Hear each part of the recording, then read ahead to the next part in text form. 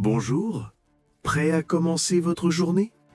Imaginez une clôture gigantesque s'étendant sur plus de 5000 kilomètres, traversant des déserts brûlants, des plaines infinies et des terres sauvages d'Australie.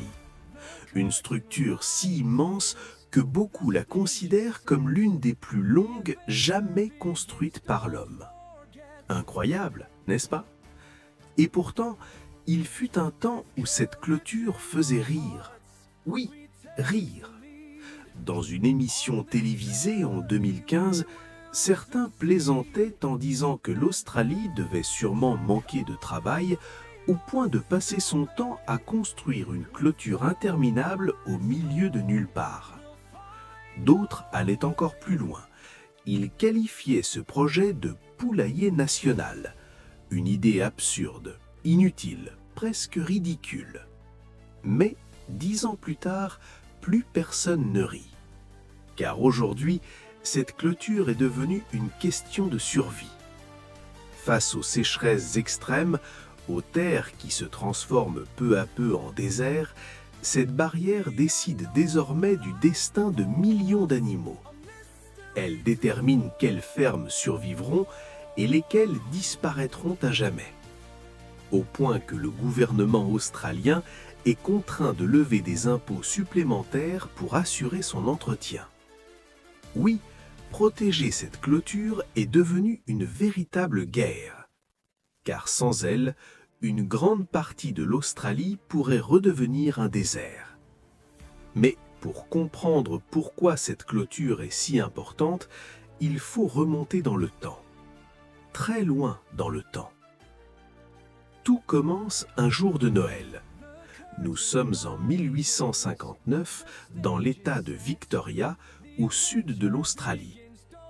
Un homme nommé Thomas Austin, un riche propriétaire terrien, décide d'introduire 24 lapins européens sur ses terres. Son objectif? Simplement chasser, se divertir. Un geste banal, presque anodin. Mais ce jour-là, sans le savoir, il vient de déclencher l'une des pires catastrophes écologiques de l'histoire. Car ces 24 lapins vont se multiplier. Et pas seulement un peu. En quelques années, leur population explose. Puis, elle devient incontrôlable.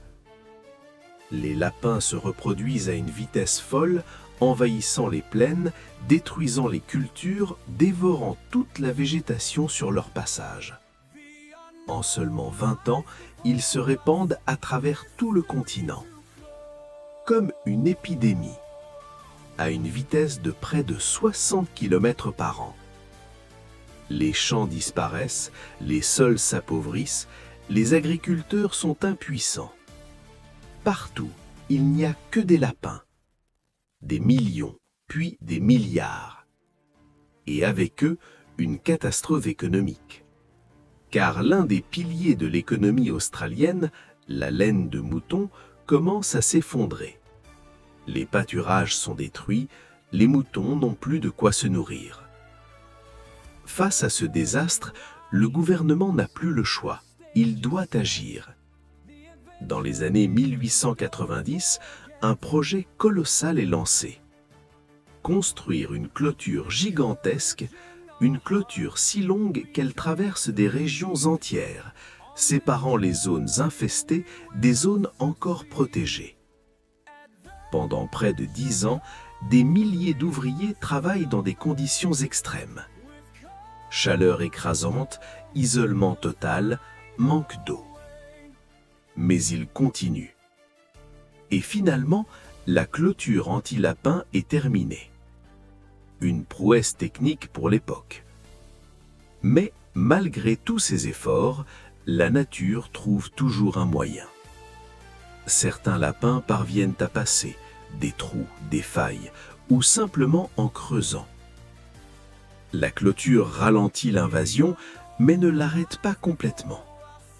Alors une nouvelle solution apparaît. La science.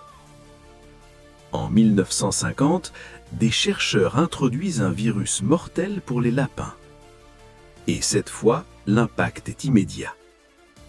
La population chute brutalement.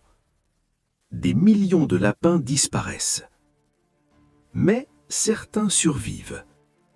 Et avec le temps, ils développent une résistance.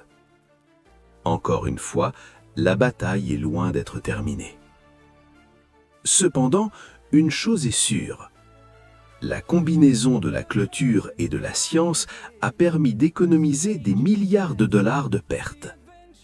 Une leçon importante pour l'Australie. Même deux.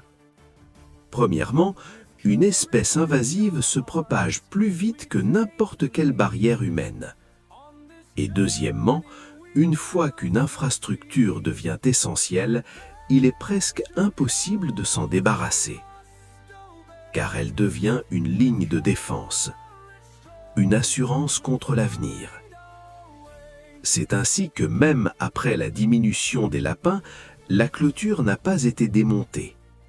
En contraire, elle a trouvé un nouvel ennemi, encore plus dangereux, le dingo.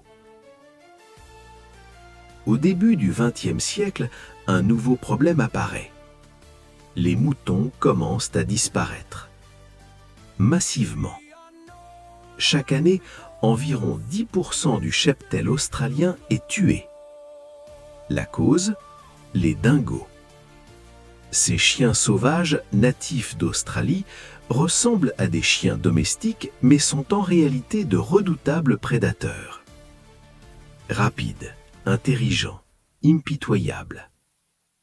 Ils attaquent souvent la nuit.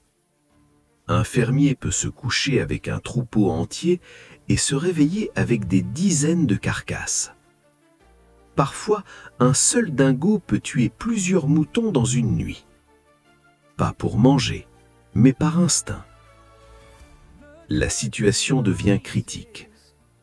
Les agriculteurs sont désespérés. Certains perdent tout. Alors, en 1914, le gouvernement décide de réutiliser l'ancienne solution, la clôture. Mais cette fois, elle est améliorée, renforcée, étendue. Elle devient la célèbre Dingo Fence. Une barrière gigantesque séparant le sud fertile du nord sauvage. D'un côté, la vie agricole, de l'autre, le territoire des prédateurs. Aujourd'hui encore, cette clôture est surveillée en permanence. Des équipes parcourent des centaines de kilomètres chaque semaine. Ils réparent les brèches, vérifient les fils, surveillent les intrusions. Car une seule ouverture peut coûter des milliers de vies animales et des millions de dollars. Mais bien au-delà de son rôle économique, cette clôture pose aussi une question importante. Jusqu'où doit-on aller pour contrôler la nature? Car en protégeant les moutons, on limite aussi la liberté des dingos. Un équilibre fragile entre survie humaine et respect de l'écosystème. Aujourd'hui, malgré les drones, les technologies modernes et les systèmes de surveillance, cette vieille clôture reste indispensable. Elle est devenue un symbole, celui de la lutte entre l'homme et la nature, celui d'une idée autrefois ridicule qui a fini par sauver toute une nation.